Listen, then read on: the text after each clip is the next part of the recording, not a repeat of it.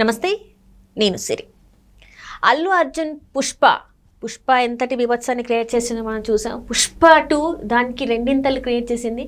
అయితే ఒక సందర్భం వల్ల పుష్ప 3 వస్తుందా రాదా అని చెప్పేసి ఒక డైలమాలో పడిపోయిన ఫ్యాన్స్కి అయితే ఒక గుడ్ న్యూస్ అని చెప్పుకోవాలి. రవిశంకర్ గారు అయితే పుష్ప 3 ఖచ్చితంగా వస్తుంది 2028లో అని చెప్పేసి అయితే చెప్పడం జరిగింది. మరి దాని మీద మనకి మరికొన్ని విషయాలు తెలియజేయడానికి మనతో పాటు ఉన్నారు ప్రముఖ సీనియర్ జర్నలిస్ట్ యజ్ఞమూర్తి గారు.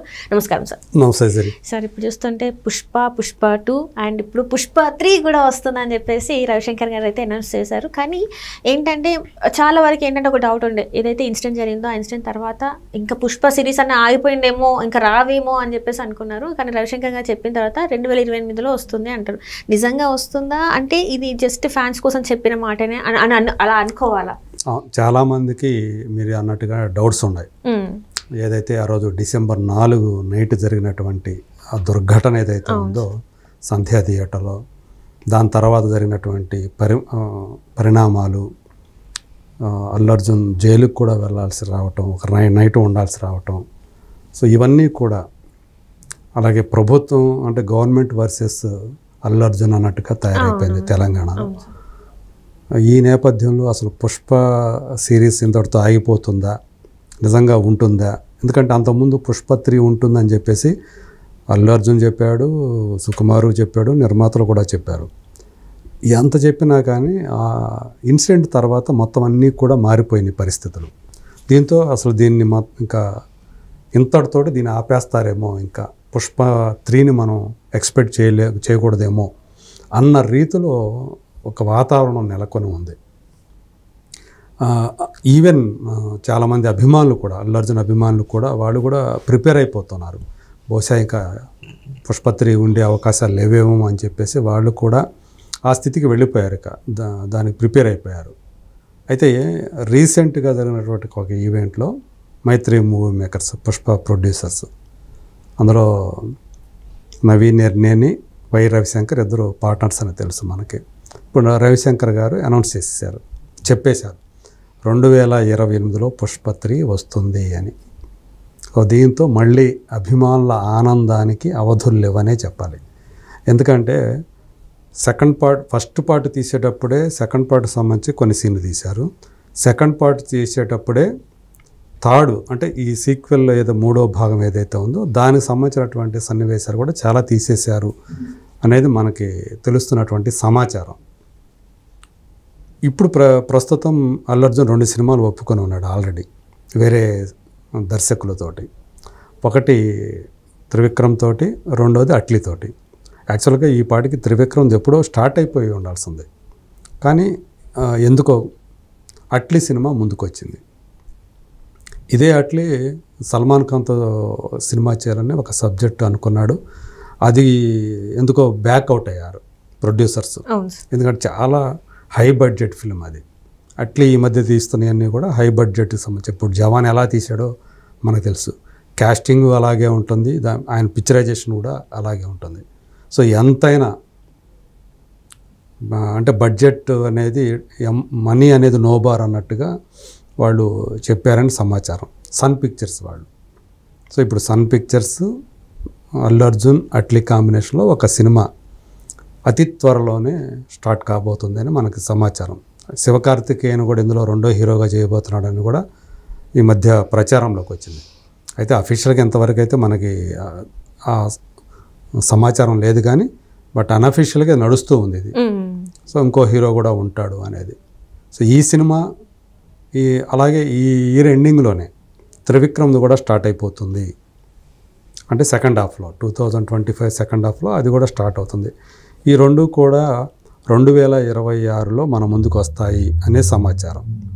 సో ఈ 2 సినిమాల తర్వాత, అంటే ఇప్పుడు అది 2028లో పుష్ప 2 అనేది మన ముందుకు రావాలంటే ఖచ్చితంగా 2027లోనో లేదా 2026 చివరిలోనో మొదలవుతుందేమో షూటింగ్ అనేటువంటి ఒక అభిప్రాయం ఇప్పుడు కలుగుతూ ఉంది.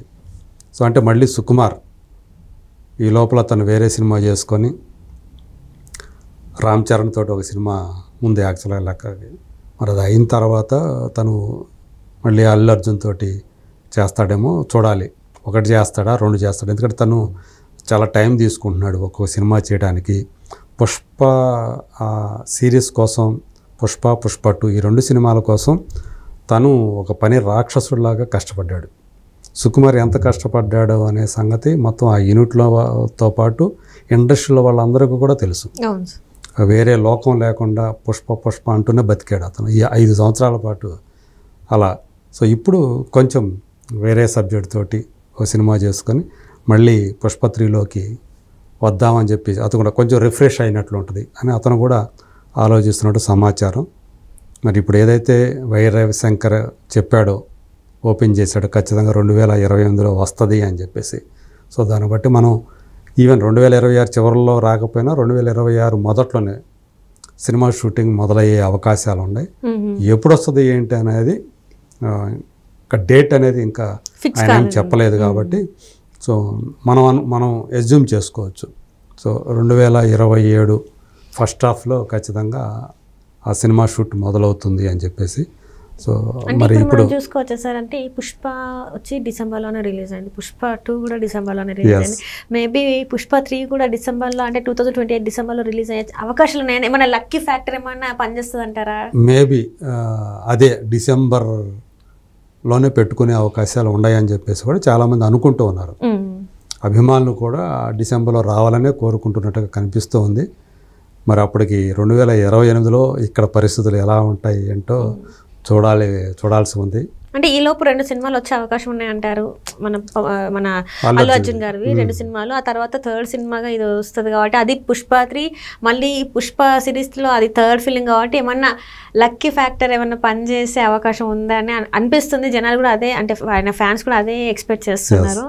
సో మొత్తానికి అయితే 2028లో పుష్ప 3 మనకి వచ్చేసే అవకాశం ఆయన చెప్పింది, నిర్మాతే చెప్పాడు కాబట్టి. అంటే వాళ్ళు ఆల్రెడీ ప్రణాళికలు కూడా రెడీ చేసుకుంటూ ఉండుంటారు ఎప్పుడు చేయాలి ఏంటి అనేది. సో సుకుమార్ ఎప్పుడంటే అప్పుడు స్టార్ట్ చేస్తారు వాళ్ళు.